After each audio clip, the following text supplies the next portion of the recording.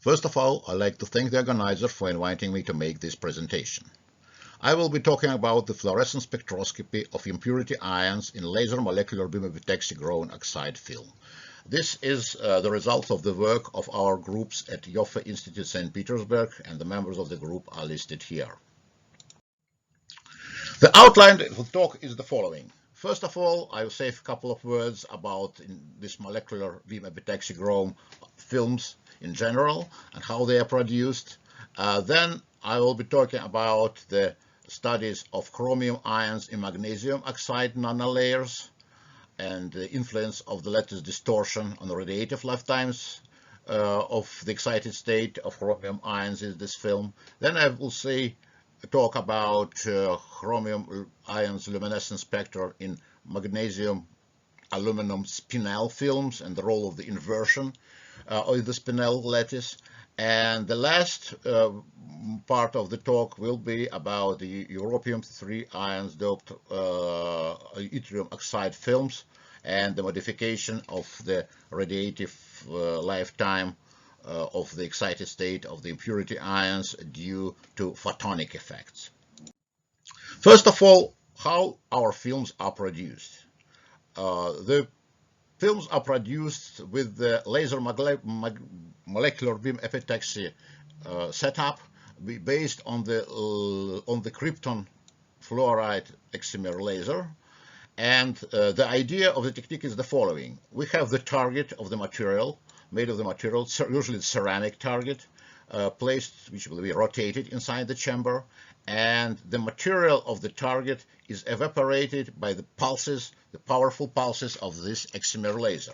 As a result, the plume is produced of the evaporated material, which travels through the space inside the chamber, where there may be the vacuum or different gases at different pressures, and when it travels through the space towards the substrate, which is also rotated and placed in this chamber, it is deposited on the substrate, and the result, the films are produced of different thickness depending on how long the procedure goes on, and depending on the temperature and the gas pressure in the chamber, the material may be modified and the films of different quality and distilled properties may be produced.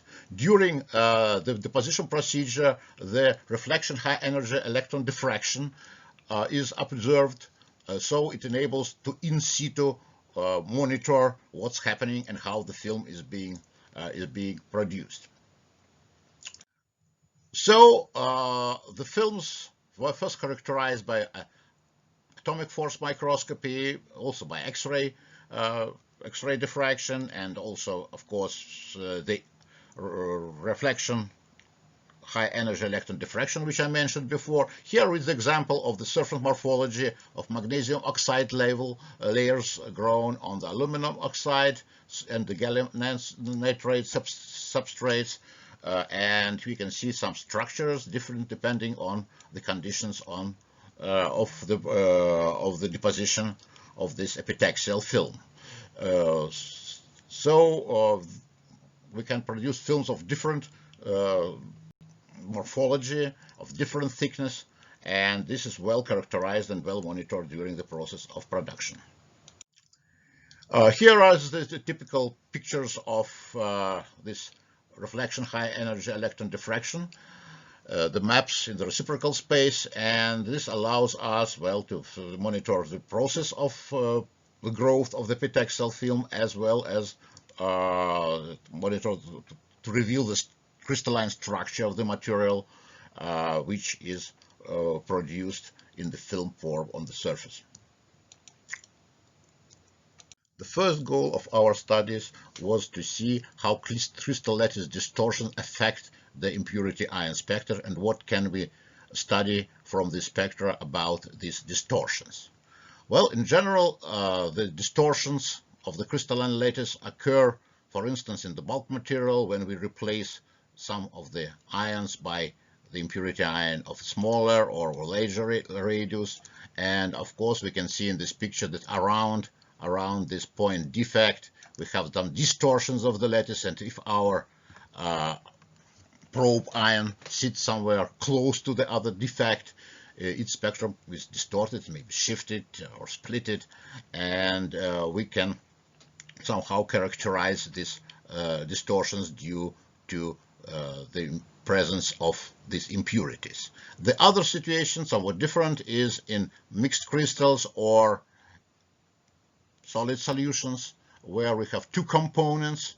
This situation is similar to what we have in magnesium aluminum oxide spinel, which will be discussed later in this talk. And here we have the change of the lattice constant, which changes linearly depending on the content of the two components of the solid solution. It is called the Vegard law, which was discussed in this paper.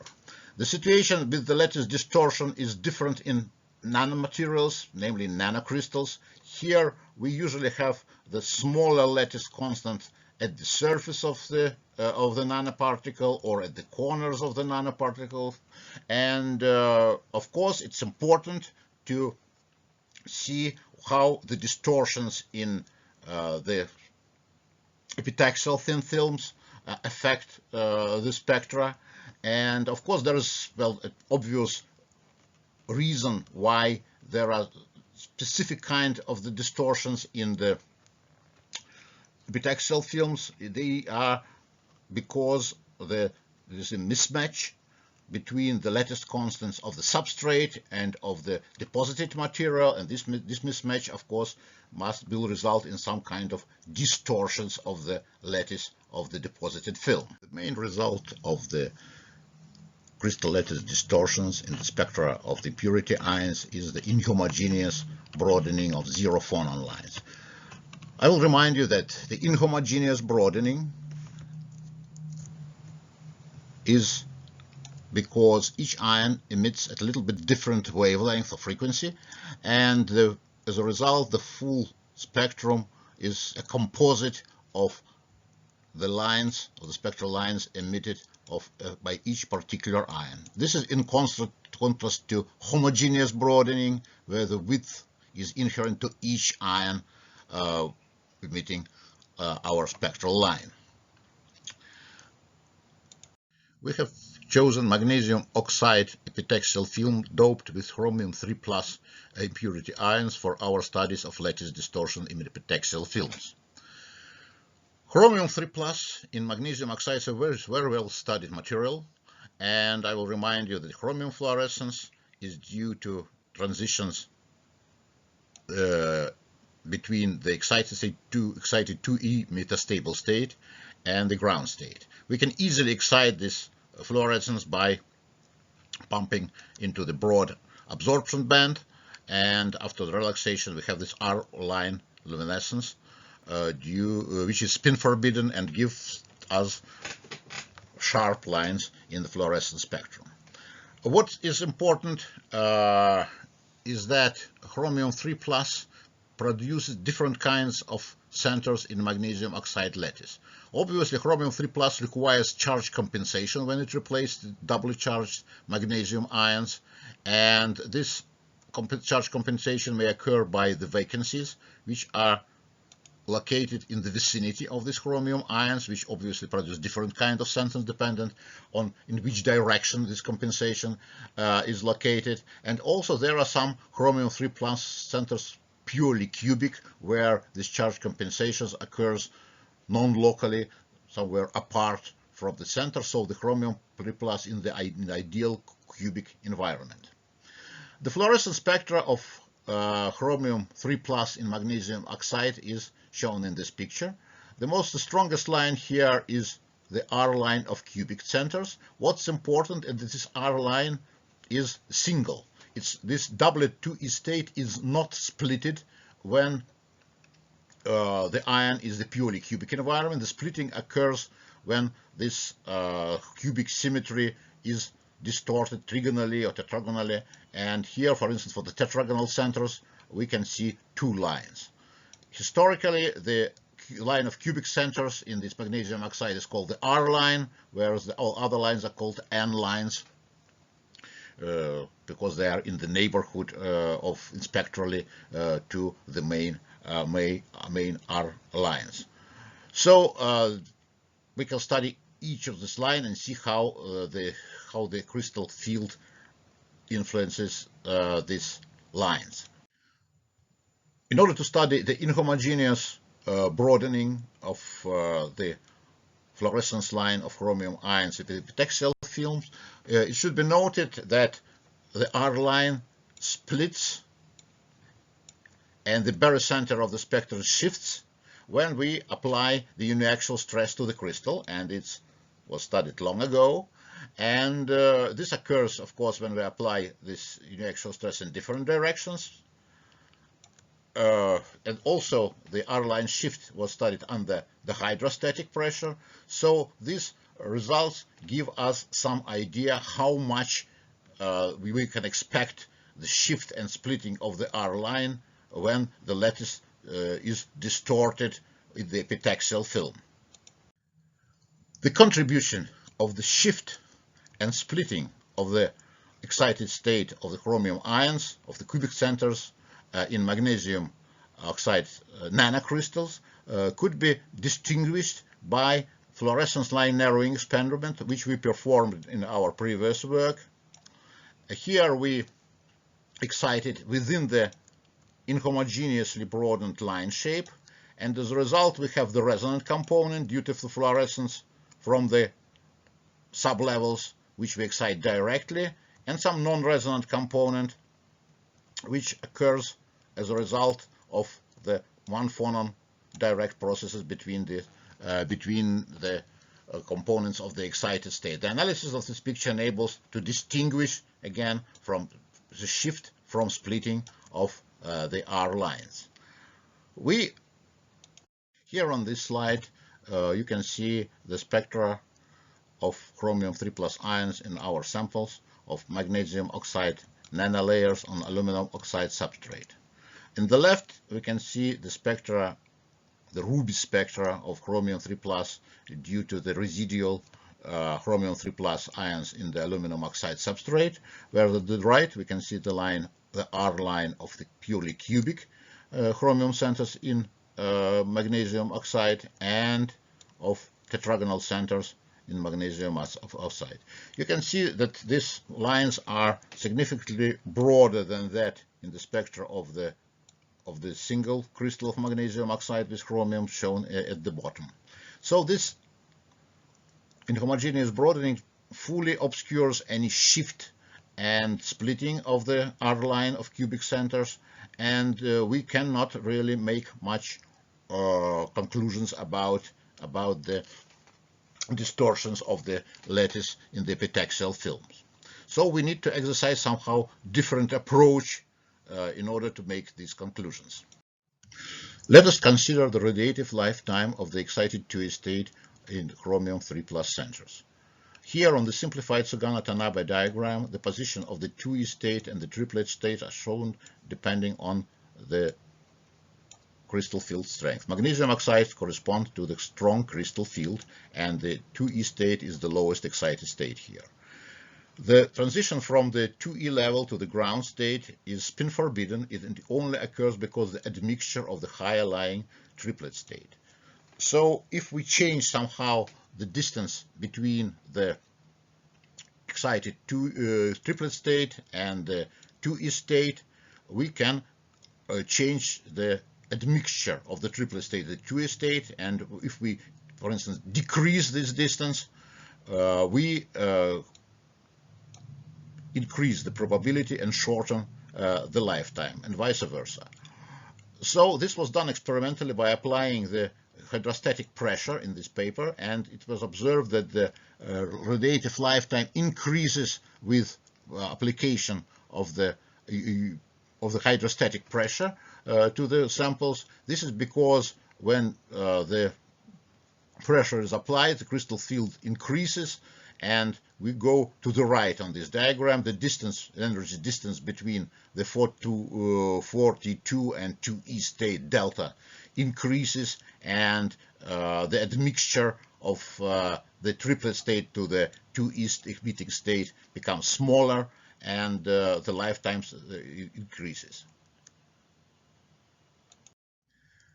In order to apply these considerations to our epitaxial films, we need to decide whether the lifetime which we can measure for the fluorescence of chromium 3+ ions in our samples is indeed radiative.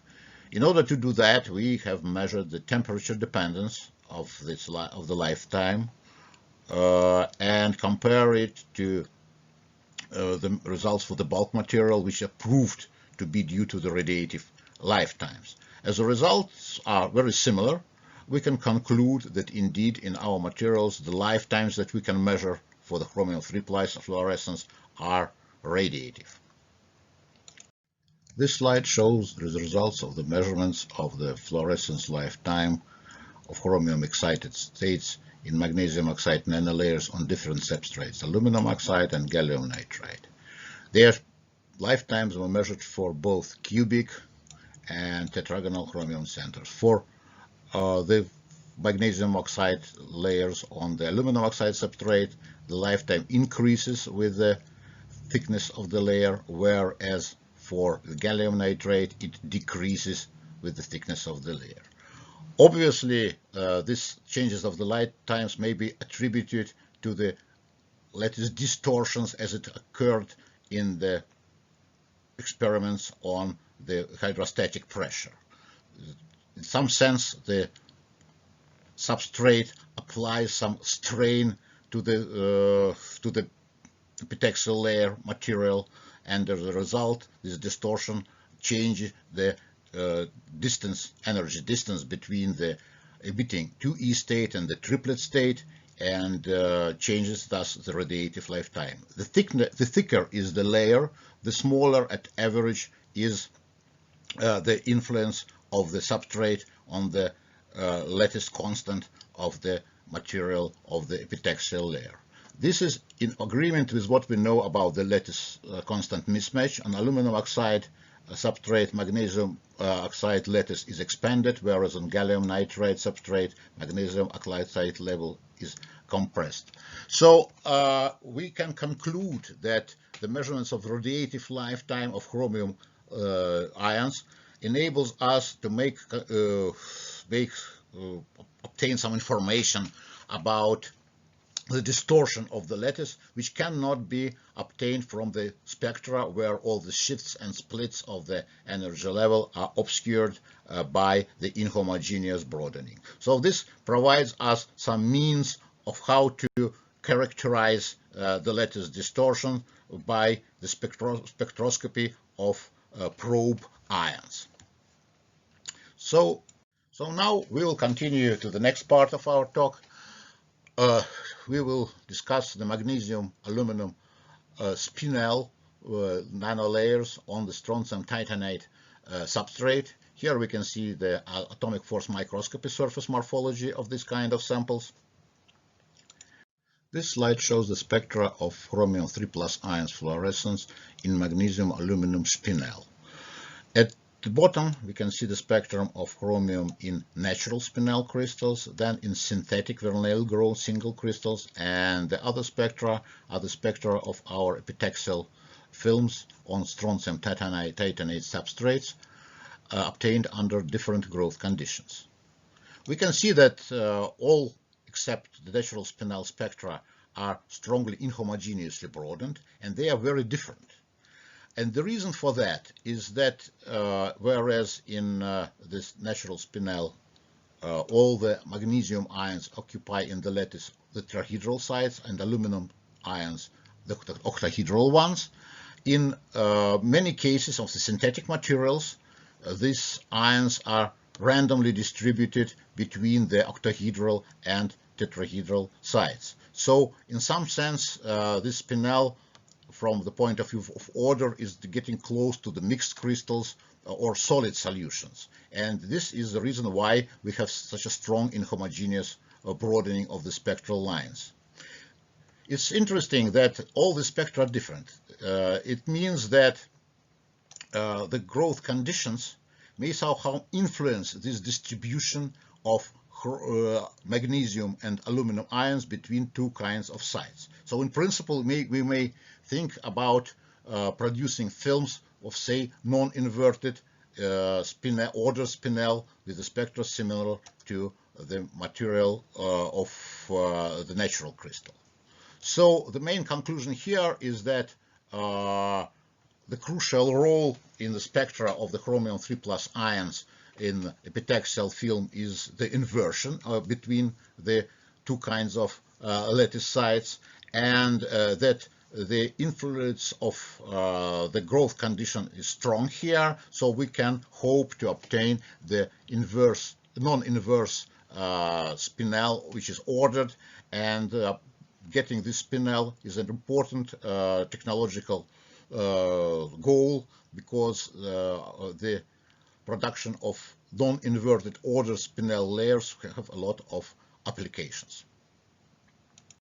Now we will discuss the last of materials that we studied, namely the yttrium oxide europium doped film on aluminum oxide substrate.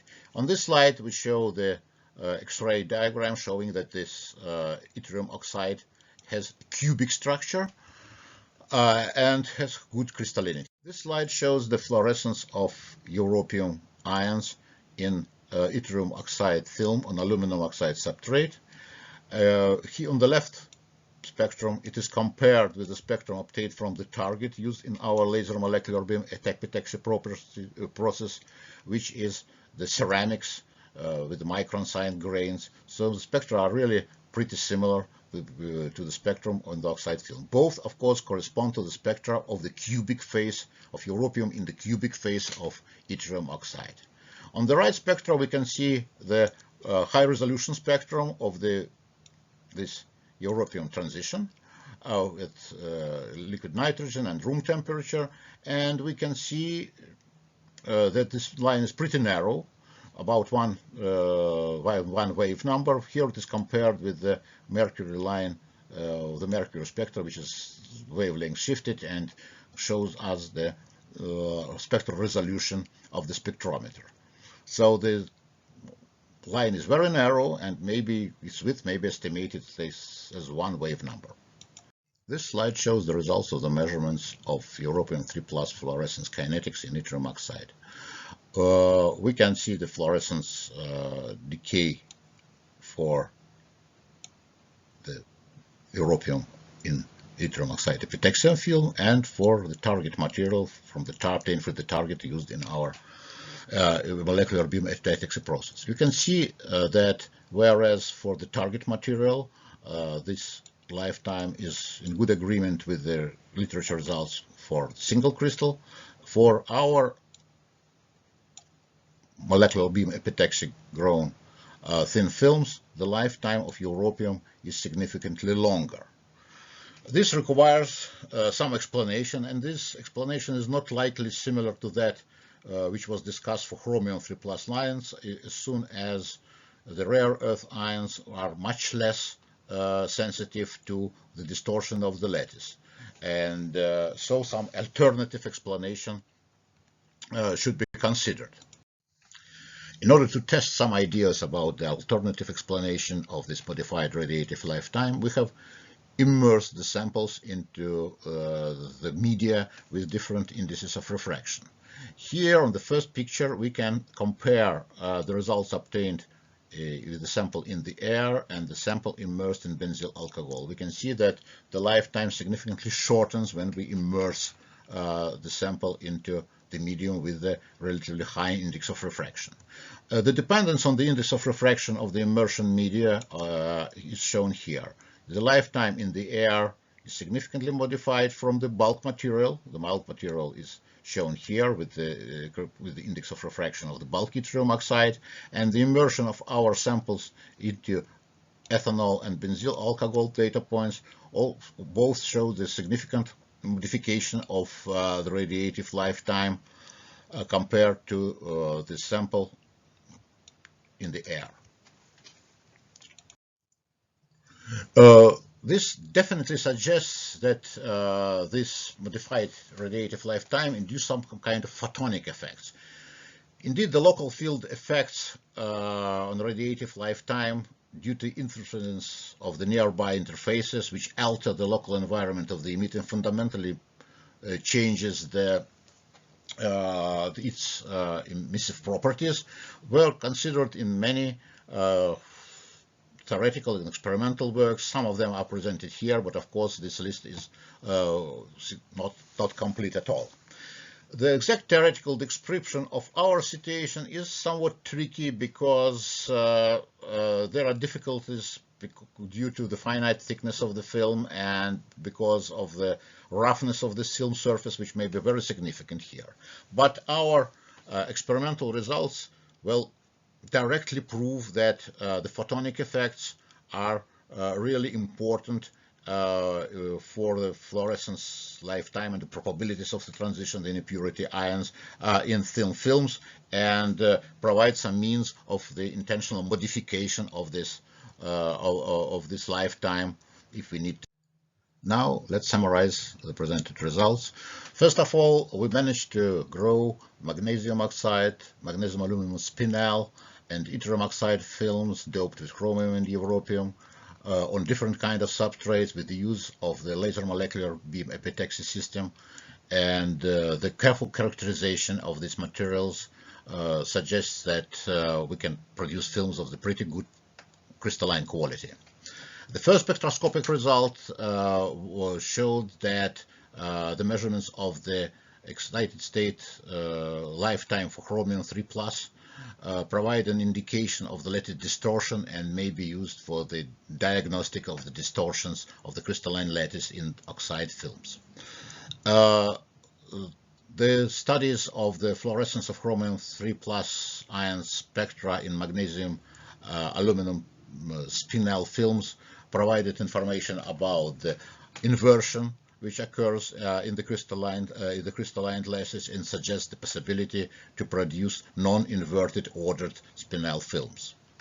And the third, probably most interesting result is that the modification of the radiative lifetime of europium excited state in yttrium oxide films was observed, and this modification was ascribed to the modification of the photon density of states and for the electromagnetic field strength of the photon modes in the vicinity of the interface. And the theoretical description of these results is really an interesting and challenging problem. Finally, the presented results are published and partially will be published soon. And so now, thank you for your attention.